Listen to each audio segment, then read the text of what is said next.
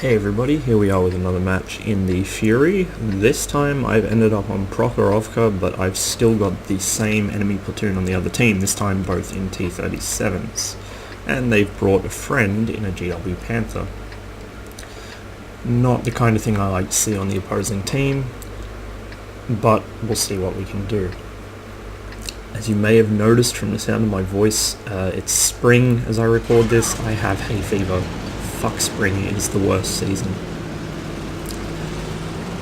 So apologies for the sniffling and the weird nasally voice. Hopefully it'll pass soon. Instead of playing mid, which I'm too big and too unarmored for, I decide to head up to the hill. The other problem with playing mid in the Fury or any Easy 8 is that the gun bloom, while good for its tier, is still not quite at the level where you can afford to peek up and snapshot at people. If the tank was smaller, you'd be able to just sit there and aim, or if it was better armored, but it's not. It's an Easy 8 and it's huge. So I will leave that to somebody else.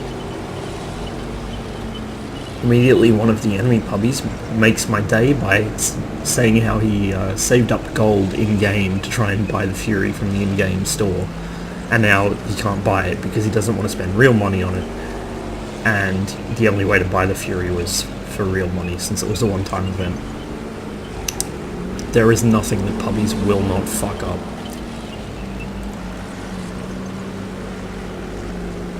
So I managed to get to the hill, actually, without being lit, and without lighting anything in return, which is interesting because normally by now, you either get spotted by or you spot somebody coming down the 6 and 7 lines. In fact, usually by this stage of the game, there's at least one tank in the village. So far, nothing. Now the two T-37s are on top of the hill. They've got some support there from the 3002D. I think that's 3002 DB1 on my Axiom is a 3001. I have horrible OCD for tank names. Wolverine gets lit. He's not paying attention to me and he's exposed, so I just auto-aim him since he's not moving and I've got his back. Yes, I know this is lazy, yes, I know it's bad, but I can get away with it, so I don't really care. Now he's moving. Sorry about the bleep blooping. I just woke up, and whenever I wake up my friends start messaging me by the dozen. That's the one downside of Steam. I managed to deal with the Wolverine. Artie handles one of the mediums, it looks like, and the T-37s both run away. They didn't want to die on this flank without support, I guess. Artie cleans that guy up pretty convincingly, and I'm left with a full health KV-1, which is actually really scary because he's coming up the hill at me, which gives me a shitty angle to work with. He does turn his turret for a second, but he's got the turret with the curved sides that's still skipped off. Because the angle he's on, I can't actually reliably pen his front. In fact, I can't pen it at all. So I load gold and also come over the top of the hill to negate his angle, and that works. Big shout out to the light tank there for providing a distraction. I really needed that, because I wasn't sure how many hit points I'd need to finish off this game. The enemy Artie is still positioned by the rails. One of them gets counter-batteried by the Crusader SP. The other one I'm about to light here, he was sitting right behind that guy. There he is. He was also... Actually, this guy was paying attention. Most Artie don't notice you right away when you creep up on them. They usually are still in Artie mode. This guy knew what was up. So there you go. I guess that guy actually was watching his mini-map, which is rare for pubbies. One of the T-37s breaks north, trying to pincer in behind our shit, farm some damage, and I thought he was going to go for the cap, but apparently he didn't. The other T-37 was last seen just in front of me and has taken off somewhere. Some weird bug going on with the Jagdpanther suspension. Those are, I think, the torsion bars for the tracks, just hanging straight down into the tank. I don't know why.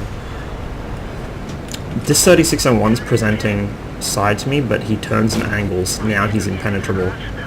I go for the lower plate, still bouncing.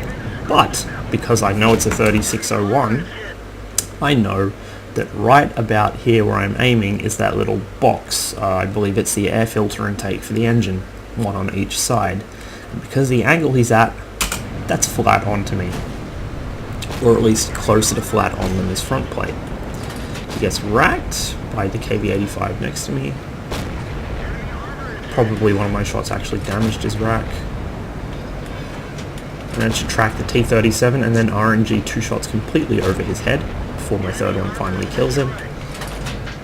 And now it's just one T-37 who's dead, and the Tiger and the T-25 2 left, and they're all over on the 1 and 2 lines, and they're all pretty low health. Our Comet was sitting on cap to accrue some cap points. He probably wanted an invader or something, but it doesn't matter anyway because there's no chance of us losing this. Certainly not with me still alive and with this many hit points. I'll probably slowly begin moving down the 1 and 2 lines, and RSU-85 manages to bag the last guy. 5 kills, just shy of 1700 damage. That wasn't a bad game. I'm pretty happy with that result. My team actually played a lot better than I expected they would. The whole day that I played this, and also the match before, which was the Westfield one, I was getting just so many teams that were just a wall of red on XVM, or just mixed red and yellow. You know, no greens to be seen. And actually, a few of them performed surprisingly well, but unfortunately the majority played true to their colours and just sucked. But it is nice to actually see players who appear bad from their stats learning and playing the way they should be. Actually, I have another video which shows a 48%, I think, or like 49%. T67, a new player as well, only 4K games, playing like an absolute champ. That's going to be probably a couple games away, but I do like to see it happen. And, you know, if pubbies actually play well, I'm going to give them credit for it. I'm not going to shit talk somebody for doing what they should have been doing, only for not doing what they should have been doing. Anyway, thanks for watching. Hopefully this has been useful for you, either so you can see, you know, how this tank plays if you don't have it, or if you do have it, maybe you can see how I play it and get some ideas. It's fairly soft, so you can't really tank attacks, but it's a mixture of speed and good gun handling and good DPM allowed to sometimes get away with shit it really shouldn't. But with that said, mostly I play it as a sort of second line mobile support tank. I'll let somebody else take the hits, I'll pop out and do damage. If a flank starts collapsing, I'll relocate. This isn't a tank you want to be static with, this is one you want to move around the map with. Thank you for watching. Best of luck in the field. I will catch you next time.